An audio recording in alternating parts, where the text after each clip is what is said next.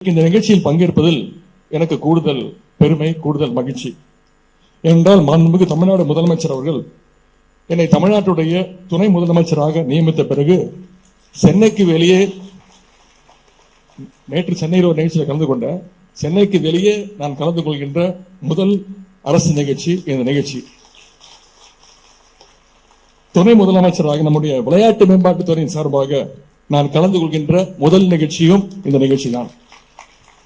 அது மட்டுமல்ல, விளையாட்டு உபகரணம் மட்டுமல்ல, மாற்றுத்திறனாளிகள் 100 பேருக்கு மோட்டார் வாகனம், 2000 மாற்றுத்திறனாளிகளுக்கு இலவச வீட்டுமனை பட்டா வழங்கப்பட்டுள்ளது என்பது இந்த நிகழ்ச்சிக்கு கூடுதல் பெருமை.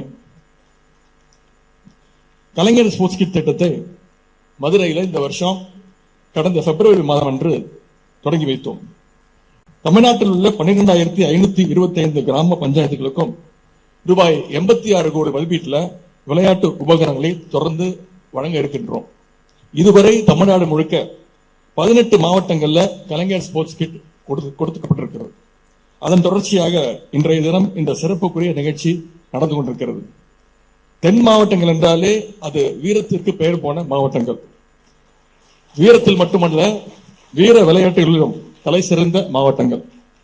குறிப்பாக விருதுநகர், கோயில்பட்டி, பாளையங்கோட்டை போன்ற ஊர்களிலிருந்து ஏராளமான திறமை மிகு விளையாட்டு வீரர்கள் உருவாகிட்டு வராங்க. நம்முடைய விளையாட்டு மேம்பாட்டுத்துறை மூலமாக நடத்தப்படுகின்ற முதலமைச்சர் கோப்பை விளையாட்டுப் போட்டிகள் தமிழ்நாட்டினுடைய விளையாட்டினை ஒரு மாபெரும் இயக்கமாகவே அது மாற்றி வருகின்றது. முதலமைச்சர் கோப்பை விளையாட்டுப் போட்டிகளுக்கென இந்த வருடம் ரூபாய் 80 கோடி ரூபாய் நம்முடைய முதலமைச்சர் அவர்கள் ஒதுக்கி 36 வகையான விளையாட்டுப் போட்டிகள் நடத்தப்படுகின்றன. 5 பிரிவுகளில் போட்டியாளர்கள் பங்கேற்று வருகிறாங்க. சென்ற ஆண்டு இந்த போட்டியில முதலமைச்சர் சிஎம் டிரோபியில கலந்து கொண்டவங்க 6,71,000 பேர். இந்த ஆண்டு சிஎம் டிரோபியில கலந்து கொண்டவங்க 11,56,000 பேர். இதுவே இந்த போட்டியினுடைய வெற்றியை பற்றி உங்களுக்கு ஒரு சிறந்த எடுத்துக்காட்டு. தமிழ்நாட்டுடைய பட்டி தொட்டியிலிருந்து தலை சிறந்த விளையாட்டு வீரர்களை உருவாக்க வேண்டும் என்ற நோக்கத்தோடு தான் முதலமைச்சர் கோப்பை விளையாட்டு கோப்பைகளுக்கான பரிசு தொகையை நம்முடைய முதலமைச்சர் அவர்கள் உயர்த்தி இந்த முறை பரிசு தொகை மட்டும் ரூபாய் 37 கோடி ரூபாயாக உயர்த்தி அளிச்சிருக்கிறாங்க. இந்த ஆண்டு முதலமைச்சர் கோப்பை விளையாட்டு போட்டிகளில் மாவட்ட அளவில் வென்றவர்களுக்கு இங்கே பரிசுகளை உங்கள் முன்பு வழங்க இருக்கின்றோம். அவர்களுக்கு இந்த நேரத்தில் வாழ்த்துக்களை தெரிவித்துக் கொள்கின்றேன். இந்த நிகழ்ச்சிக்கு கூட நிறைய விளையாட்டுத்துறை சாதனையாளர்கள் வந்திருக்கிறாங்க. கன்னியாகுமரி மாவட்டத்தை சேர்ந்த பென்சிங் வீரர் தம்பி ஜிஷோ நிதி இங்கே வருகை தந்திருக்கிறார். தம்பி ஜிஷோ நிதி லண்டனில் நடைபெற்ற காமன்வெல்த் ஃபென்சிங் சாம்பியன்ஷிப் பங்கேற்று வெண்கல பதக்கம் வென்றவர். குஜராத், பஞ்சாப், கோவா, அசாம் மாநிலங்களில் நடைபெற்ற தேசிய அளவிலான போட்டிகளில் 4 முறை கோல்டு பதக்கத்தை வென்று சாதனை படைத்திருக்கின்றார். கடந்த 3 வருஷத்துல மட்டும் 7 தங்கப்பதக்கம், 2 வெள்ளி பதக்கம், 2 வெண்கல பதக்கம் என்று நம்முடைய தமிழ்நாட்டிற்கு பெருமை தேடி தந்தவர் தான் அருமை சகோதரர். இன்றைக்கு எல்லாத்தோட பெருமை, இன்றைக்கு இந்திய ராணுவத்தில் நாட்டை காக்கின்ற பணியை அவர் செய்து வருகின்றார். இப்படி பலருக்கும் முன்மாதிரியாக திகழும் அவருக்கு நாம் அனைவரும் நம்முடைய பாராட்டுகளையும் வாழ்த்துக்களையும் தெரிவித்துக் கொள்வோம். அதே போல விருதுநகர் மாவட்டத்தைச் சேர்ந்த பாஸ்கெட் பால் வீராங்கனை தங்கை சுந்தரி இங்கே வருகை தந்திருக்கிறார். 38வது நேஷனல் யூத் பாஸ்கெட் பால் சாம்பியன்ஷிப்ல கோல்டு மெடல் வென்று தமிழ்நாட்டு அணியில் இடம்பெற்றவர் தான் சகோதரி. விளையாட்டுத்துறையில் சாதிக்க துடிக்கும் மகளிருக்கு ஊக்கமளிக்கின்ற வகையில் சாதனைகளை படித்து வரும் அவருக்கு நாம் அனைவரும் நம்முடைய பாராட்டுகளை வாழ்த்துக்களை தெரிவித்துக் கொள்வோம். இந்த 2 பேர் மட்டுமல்ல, தமிழ்நாட்டு வீராங்கனைகள் உலக அளவில் பல்வேறு சாதனைகளை தொடர்ந்து படிச்சுட்டு வராங்க. சில நாட்களுக்கு முன்பு ஹங்கேரியில் நடந்த 45வது ஃபிடே செஸ் ஒலிம்பியாட் போட்டி ஞாபகம் இருக்கும். 44வது செஸ் ஒலிம்பியாட் போட்டியை 2 வருடங்களுக்கு முன்பு சென்னையில் முதன்முறையாக வெற்றிகரமாக நடத்தி காட்டணும். இந்த முறை இந்த ஆண்டு 45வது ஃபிடே செஸ் ஒலிம்பியாட் போட்டியில இந்திய ஆண்கள் மற்றும் பெண்கள் டீம் தங்கப்பதக்கங்களை வென்றது.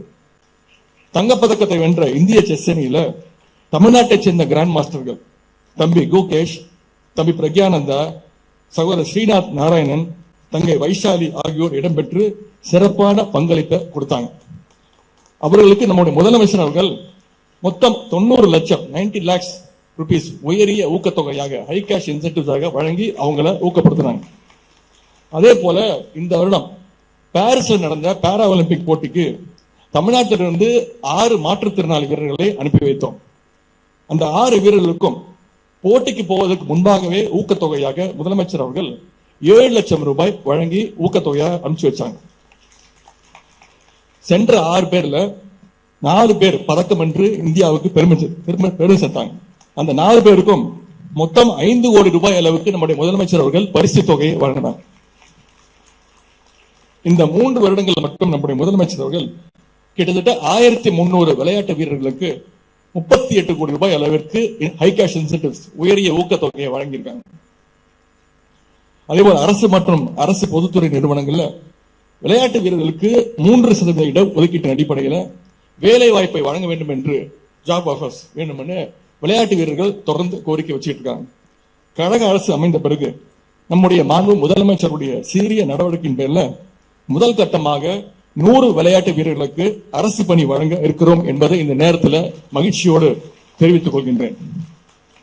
ஏழை எளிய மாற்றுத்திறன் கொண்ட விளையாட்டு வீரர்களுக்கு உதவுவதற்காகத்தான் நம்முடைய முதலமைச்சருடைய முன்னெடுப்பில் துவங்கி வைக்கப்பட்ட தமிழ்நாடு சாம்பியன்ஸ் அறக்கட்டளை மூலம் தொடர்ந்து பல உதவிகளை செய்துவிட்டு வரோம். இந்த அறக்கட்டளையின் மூலம் தமிழ்நாடு சாம்பியன்ஸ் பவுண்டேஷன் மூலம் உதவி பெற விரும்புவோர் யாராக இருந்தாலும் TNCF அந்த வெப்சைட்ல போய் நீங்க அப்ளை பண்ணா போதும், உடனே பரிசீலனை பண்ணி அந்த உதவி தொகை உடனுக்குடன் வழங்கப்படுகின்றது. சமீபத்தில் நீங்க பார்த்திருப்பீங்க, தெற்கு ஆசியாவிலேயே முதன்முறையாக ஃபார்முலா 4 இரவு நேர கார் பந்தயத்தை சென்னையில கடந்த மாதம் வெற்றிகரமாக நடத்தி முடித்தோம்.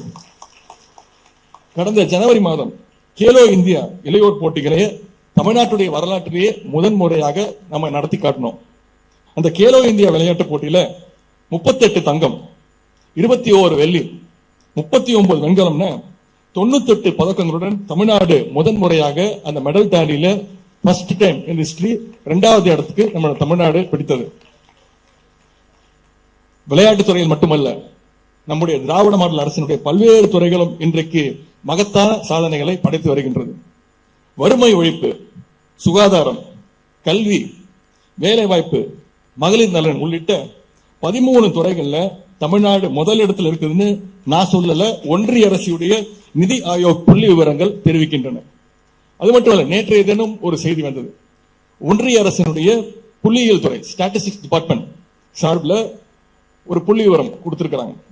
இந்தியாவிலேயே அதிக தொழிற்சாலைகளை, இந்தியாவிலேயே அதிகமான ஃபேக்டரிஸ் கொண்ட மாநிலம் தமிழ்நாடு தான் என்றும், இந்தியாவிலேயே அதிக அளவிலான வேலை வாய்ப்பினை தரக்கூடிய மாநிலங்கள், ஜாப் ஆப்பர்ச்சுனிட்டிஸ் கொடுக்கின்ற மாநிலமும் தமிழ்நாடு தான் என்று அந்த ஸ்டாட்டிஸ்டிக்ஸ் தெரிவிக்கின்றது.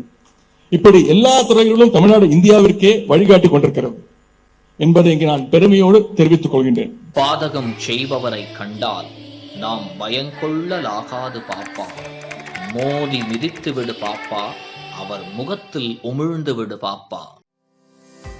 அண்மை செய்திகளை உடனுக்குடன் தெரிந்து கொள்ள இணைந்திருங்கள் இயம்நாடு தொலைக்காட்சியுடன்.